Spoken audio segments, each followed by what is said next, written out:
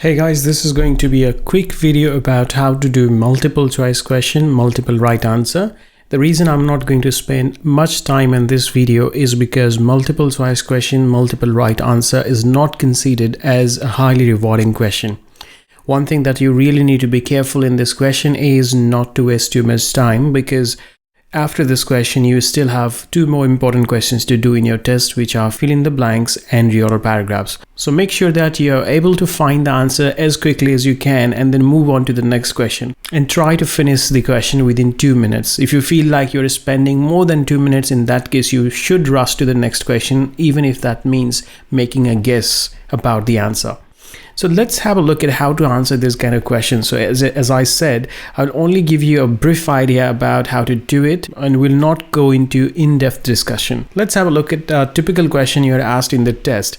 If you look at the screen right now, you can see that on your left hand side there is a passage and on the right hand side there is a question. And if you look at the question, there are two components in the question. The first one here, this is the stem, and these are the options. In academic reading, you should never go to passage if you don't have a purpose. That means before going to the passage, you must know why you are reading the passage.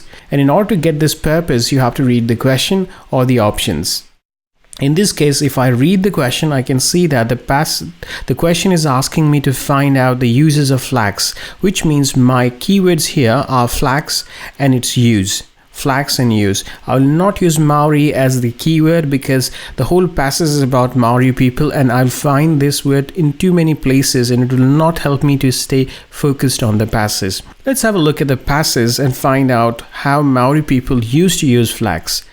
Now, one thing you need to be careful while doing this is you should learn the principles of skimming and scanning. Have you seen that when you heat milk and let it cool, a layer floats on the surface? And if you take out that layer, you take out the fat, and we call this process skimming. So skimming means just going through the surface. So if you're just going through the surface without getting into the depth of the matter, then that is called a skimming. And a scanning is a little bit more intense process than a skimming, where you also try to look at the passages and try to make sense of these sentences.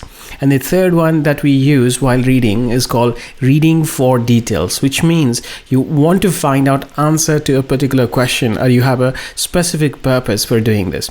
So in this case, first I'm just doing skimming to find out where they are talking about flax, and then I can see in the first paragraph it's in the second sentence in the last word, native flax. So if I read this sentence, it says, however, the mulberry did not flourish in the new climate, so they found a substitute in the native flax. They used this for, now it looks like the place where I might find my answer. They use this for baskets, mats, and fishing nets to make intricate fiber ceremonial cloaks. Now, if I look at the options, then I can see there is an option called special clothing.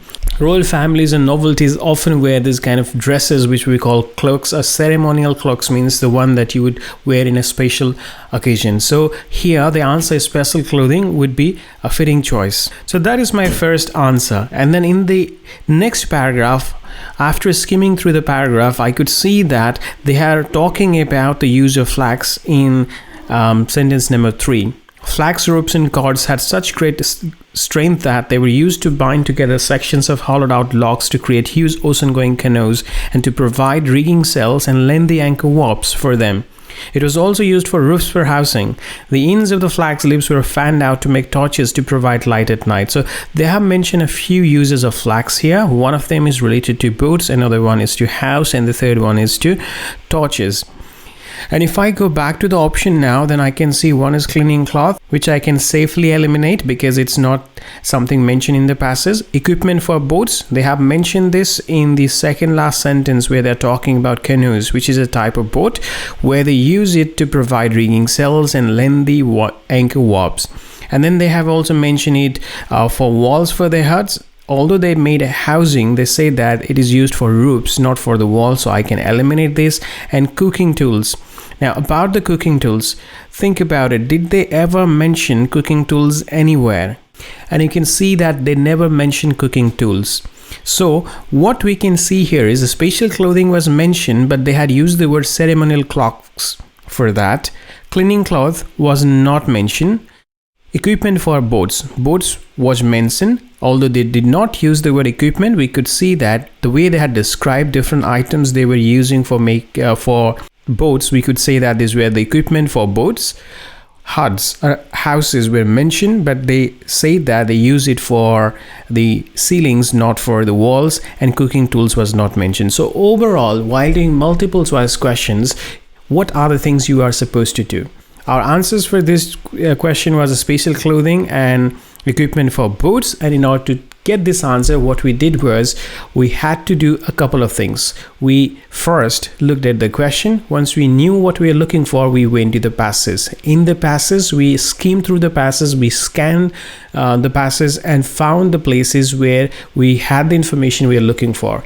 Then we started reading those lines in more detail, and then we compared that information with the information in the option. And after doing that, we eliminated a couple of options because we knew they were not mentioned or they were not correct. And the options that we picked as answers, we could see that mostly they were paraphrased.